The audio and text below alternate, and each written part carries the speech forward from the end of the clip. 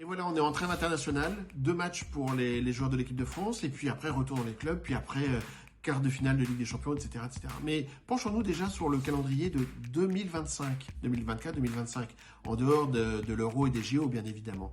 Eh bien, un joueur qui serait dans un grand club, qui jouerait toutes les compétitions, plus les matchs internationaux, pourrait, par exemple, si on prend un joueur de Liverpool ou de Manchester City, théoriquement, il peut jouer jusqu'à 88 matchs. Non, sincèrement, là maintenant, Philippe, je ne sais pas ce que tu en penses, mais à mon avis, on joue beaucoup trop.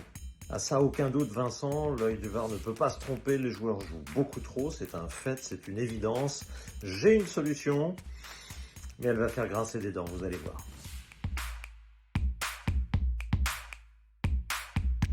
Un principe que le monde du football ne cesse de développer, c'est jouer plus pour gagner plus. Alors, chaque instance imagine de nouvelles compétitions. On a eu la vague au niveau de chaque championnat de se créer une coupe de la Ligue, en plus d'une coupe nationale. Et puis après, au niveau de l'UEFA, on est passé de coupes à des ligues. La Champions League, l'Europa League et l'Europa League Conférence. On a aussi intégré des Supercoupes. Supercoupe, le Trophée des Champions pour la France, le Community Shield pour les Anglais, la Supercoupe du Roi. Et puis après, on s'est dit oui, mais on peut aussi remplacer des matchs amicaux par des matchs de tournée pour les clubs ou pour des matchs, faisons la Ligue des Nations, par exemple.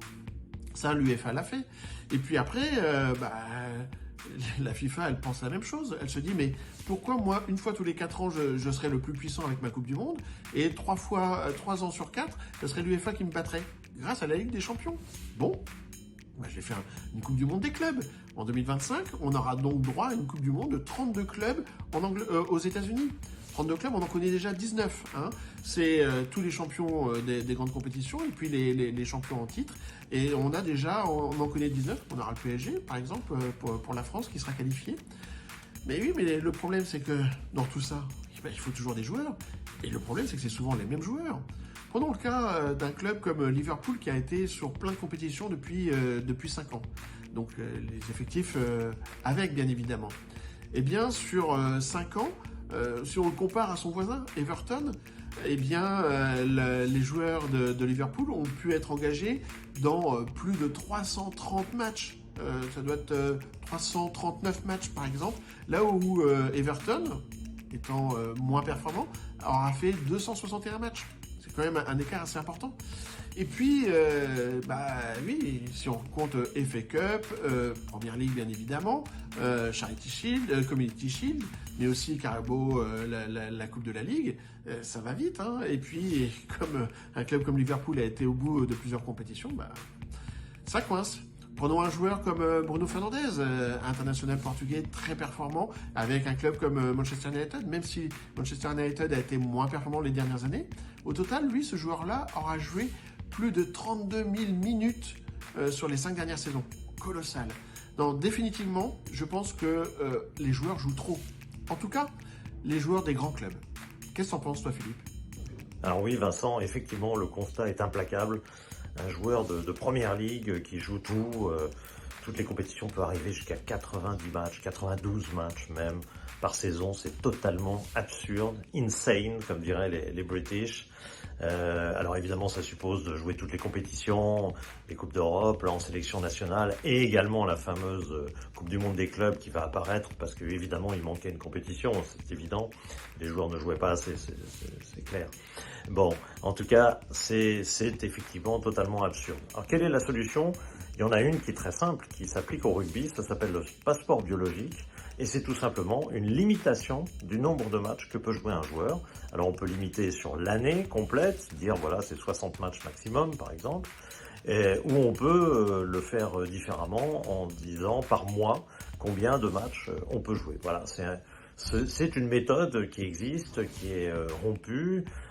Évidemment, il y aurait plus de matchs en foot qu'en rugby, puisque physiologiquement, c'est plus facile de jouer au foot qu'au rugby, il y a moins de chocs, et donc on peut enchaîner davantage les matchs, bien évidemment, on en tiendrait compte, mais à l'arrivée, c'est la réforme qu'il faudrait sans doute faire pour enfin faire comprendre aux organisateurs et autres instances et ben qu'on ne peut pas jouer indéfiniment et que c'est pas possible de multiplier les matchs sans effet sur les joueurs. On rappelle évidemment le cas de Pedri, joueur barcelonais, jeune joueur qui a 18 ans, a enchaîné Euro, JO et puis la saison avec Barcelone. Aujourd'hui, ça c'était en 2021, aujourd'hui il va de blessure en blessure.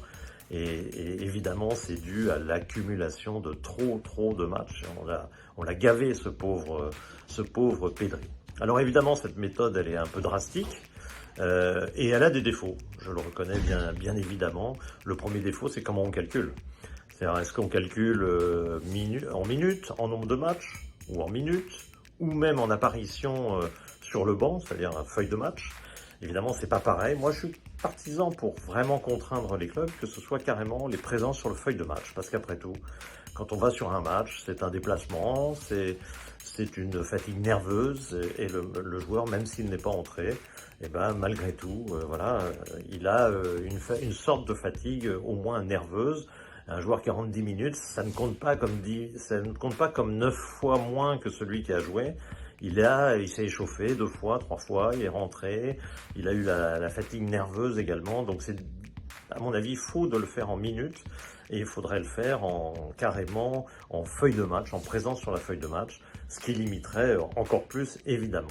L'autre défaut évidemment, qui est le corollaire de ce défaut qu'on vient d'évoquer, c'est que ce serait beaucoup de négociations internes au club, qui se dit bon alors Mbappé à Revel, non, parce qu'on va gagner une date pour Mbappé, donc on va même pas l'emmener à Revel. Alors dommage pour Revel évidemment de ne pas voir Kylian Mbappé sur le banc ou sur le terrain.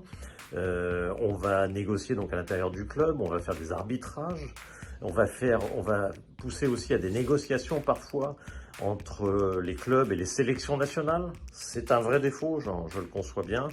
C'est-à-dire que tout d'un coup on dira bon, vous jouez un match amical, vous êtes gentil, ne le faites pas jouer, comme ça moi j'aurai un droit de plus pour la saison, et puis comme ça il sera en forme à la Coupe du Monde. Enfin bref, ce sera des calculs d'apothicaire, mais après tout, si c'est la seule manière de faire comprendre aux instances qu'elles vont beaucoup trop loin, qu'elles ne cessent d'augmenter le nombre de matchs, eh bien passons-en par là.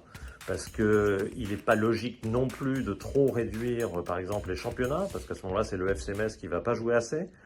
Il n'y aura plus assez de matchs. Si on le passe à 16, 14, le FC Metz, il fait comment?